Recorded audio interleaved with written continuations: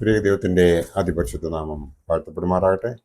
കർത്താവിൽ പ്രിയ വിശ്വാസികളുടെ സമൂഹമായ കുഞ്ഞുങ്ങളെ, നിങ്ങളേവരെയും പ്രഭാത വചനത്തിലേക്ക് വളരെ വിനീതമായി സ്വാഗതം ചെയ്യുന്നു. ഒരു മിനിറ്റ് കണ്ണുകളടച്ച് പ്രാർത്ഥിക്കാം. സ്വർഗപിതാവേ, കാരുണ്യവാനായ കർത്താവ്, ഈ നല്ല പ്രഭാതത്തിൻ്റെ ഈ സമയത്തെ കാണുവാൻ നീ ഞങ്ങളെ അനുഗ്രഹിച്ചതിന് ഞങ്ങൾ സ്തുതിക്കുന്നു, സ്തോത്രം ചെയ്യുന്നു. കർത്താവേ, നിന്റെ വചനം ശ്രവിച്ച് ഇന്നത്തെ പകൽ മുഴുവൻ അതിന് പ്രകാരം ജീവിക്കുവാൻ നീ ഞങ്ങളെ സംഗതിയാക്കണമേ. ഞങ്ങളുടെ കുറവുകളെ കാണാതെ ഞങ്ങളുടെ പ്രാർത്ഥന സ്വീകരിക്കണമേ. കർത്താവേ, ഞങ്ങളുടെ എല്ലാ ബന്ധുമിത്രാദികളെയും കുടുംബാംഗങ്ങളെയും നിന്റെ തൃപ്പാദത്തിൽ സമർപ്പിക്കുന്നു. അപകട മരണത്തിൽ നിന്നും, ശത്രുക്കളിൽ നിന്നും, ഭാവഖേദികളിൽ നിന്നും, മാരകമായ സംക്രമണവ്യാധികളിൽ നിന്നും സംരക്ഷിക്കണമേ.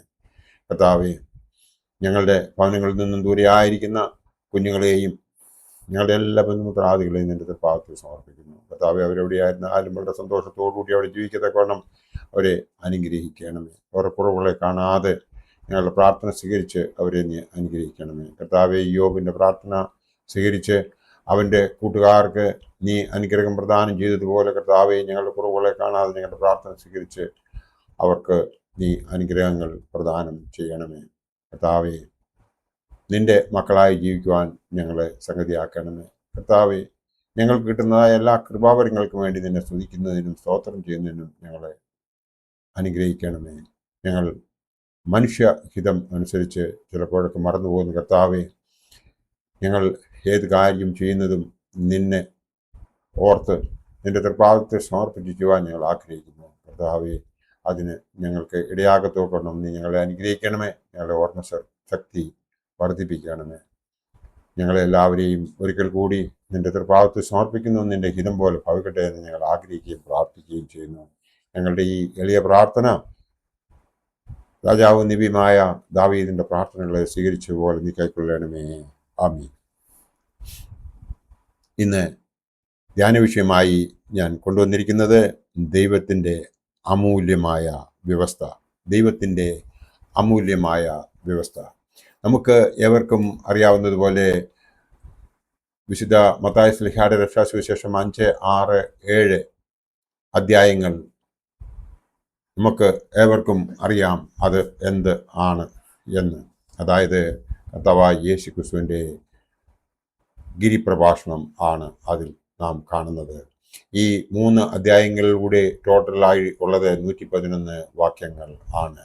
അതിൽ 6-ാം അധ്യായം 12-ാം വാക്യത്തിൽ ഇപ്രകാരം പറയുന്നു: മനുഷ്യർ നിങ്ങൾക്ക് ചെയ്യണമെന്ന് നിങ്ങൾ ഇച്ഛിക്കുന്നതൊക്കെയും നിങ്ങൾ അവർക്ക് ചെയ്യുവീൻ എന്നാണ്. അതായത് മനുഷ്യർ നിങ്ങൾക്ക് ചെയ്യണമെന്ന് നിങ്ങൾ ഇച്ഛിക്കുന്നതൊക്കെയും നിങ്ങൾ അവർക്ക് ചെയ്യുവീൻ. ന്യായപ്രമാണവും പ്രവാചകന്മാരും ഇത് തന്നെ എന്ന് കർത്താവായ യേശു ക്രിസ്തു തൻ്റെ ഗിരിപ്രഭാഷണത്തിൽ പറഞ്ഞതായി നമുക്ക് ഏവർക്കും അറിയാം.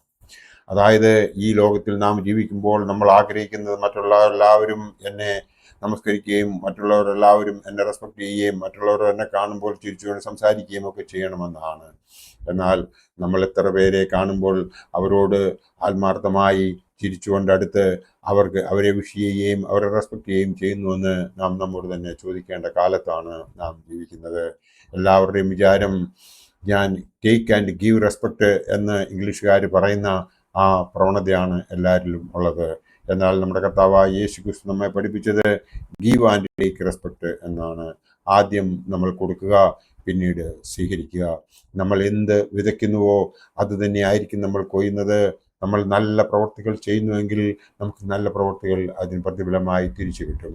നമ്മുടെ കർത്താവായ യേശു ക്രിസ്തു ആ ഗിരിപ്രഭാഷണത്തിൽ പറഞ്ഞതായ 5, 6, 7 അധ്യായങ്ങൾ നാം വായിക്കുമ്പോൾ നമുക്ക് അതിൽ നിന്ന് മനസ്സിലാകുന്നത്, കൃത്യമായിട്ട് നമുക്ക് മനസ്സിലായെങ്കിൽ അതിൽ പ്രകാരം നാം ജീവിക്കുവാൻ ആഗ്രഹിക്കുന്നുവെങ്കിൽ നമ്മൾ ദൈവവേദലായി തീരും എന്നുള്ളതിന് യാതൊരു സംശയവുമില്ല. അതിനാൽ നമുക്ക് ആ വേദഭാഗങ്ങൾ കൂടെ വായിക്കുകയും അതിന് പ്രകാരം ജീവിക്കുവാനും നമുക്ക് ശ്രമിക്കാം. അങ്ങനെ ജീവിക്കുന്നുവെങ്കിൽ നമ്മൾ അനുഗ്രഹീതരായി തീരും എന്നുള്ളതിന് 2 അഭിപ്രായം ഉണ്ടാകുകയില്ല. അങ്ങനെ നമ്മൾ ജീവിക്കുവാൻ സാധിക്കുന്നുവെങ്കിൽ നമുക്ക് ആത്മീയമായി ജീവിക്കുന്നതിനും വിശ്വാസത്തോടുകൂടി പ്രാർത്ഥിച്ച് ദൈവത്തെ ഉള്ളിൽ സ്വീകരിച്ച ശക്തി കൊണ്ട് നല്ലൊരു ക്രിസ്ത്യാനിയായിട്ട് ജീവിച്ച് ഈ ലോക ജീവിതം സഫലമാക്കുക മാത്രമല്ല, സ്വർഗരാജ്യത്തിൽ ഒരു നിക്ഷേപമുണ്ടാക്കി അവിടുത്തെ അവകാശിയാകുവാനും നമുക്ക് സാധിക്കും. ആ സ്തേപ്പാനോസിനെ നോക്കുക. അവൻ കല്ലെറിയപ്പെട്ട് മരിക്കുമ്പോഴും അവൻ സ്വർഗത്തിലേക്ക് നോക്കുന്നതും കർത്താവായ യേശു ക്രിസ്തു അവിടെ നിൽക്കുന്നതായും അവൻ കണ്ടതായി അവൻ സാക്ഷ്യപ്പെടുത്തുന്നുണ്ട്. അതുപോലെ തന്നെ നമ്മൾ അപ്പോസ്തലന്മാരെ ഓരോരുത്തരെയും നോക്കുക. യോഹന്നാൻ സ്ലീഹ ഒഴിച്ച് ബാക്കി എല്ലാവരും രക്തസാക്ഷിത്വം വഹിച്ചവരാണ്. അവർ പറഞ്ഞിരിക്കുന്ന അവരുടെ ഓരോ ലേഖനങ്ങളും നമ്മൾ വായിച്ചു നോക്കുമ്പോൾ നമുക്ക് അതിൽ നിന്നും മനസ്സിലാകുന്നത് ദൈവത്തിൽ ആശ്രയിച്ച് ജീവിക്കുന്നവർക്ക് ഒരിക്കലും ഒരു ദോഷവും ഉണ്ടാകുകയില്ല എന്നാണ്. സത്യസന്ധമായ ജീവിതമാണ് ദൈവം നമ്മളിൽ നിന്ന് ആഗ്രഹിക്കുന്നത്. അത് നമുക്ക് സാധിക്കുമോ എന്ന് നാം നമ്മോട് തന്നെ ചോദിച്ച്, നാം കപടമായ രീതിയിലാണ് ജീവിക്കുന്നതെങ്കിൽ ആ കപടഭക്തി മാറ്റിയിട്ട് നാം നമ്മെ തന്നെ ഒന്ന് കറക്റ്റ് ചെയ്ത് നാം നല്ല രീതിയിൽ ജീവിക്കുന്നുവെങ്കിൽ നമ്മുടെ കർത്താവായ യേശു ക്രിസ്തുവിനെ പൂർണ്ണ ഹൃദയത്തോടും പൂർണ്ണ ആത്മാവോടും പൂർണ്ണ ശക്തിയോടും കൂടി നമ്മൾ സേവിക്കുകയും സ്നേഹിക്കുകയും ആരാധിക്കുകയും അവൻ നമ്മൾക്ക് തരുന്നതായ കൃപാവരങ്ങൾക്ക് വേണ്ടി നന്ദി അർപ്പിക്കുകയും ചെയ്യുന്നുവെങ്കിൽ ദൈവം നമ്മളെ എല്ലാവരെയും അനുഗ്രഹിക്കും. നമുക്ക് അതിനായിട്ട് അവൻ്റെ അടുത്തേക്ക് ചെല്ലാം. അവൻ്റെ വചനങ്ങൾ നമ്മൾ വായിച്ച് ഗ്രഹിച്ച് അതിന് പ്രകാരം ജീവിക്കുവാൻ നമുക്ക് ശ്രമിക്കാം. ദൈവം നമ്മളെ എല്ലാവരെയും അനുഗ്രഹിക്കട്ടെ. എൻ്റെ വാക്കുകൾ ഇവിടെ ഉപസംഹരിക്കട്ടെ.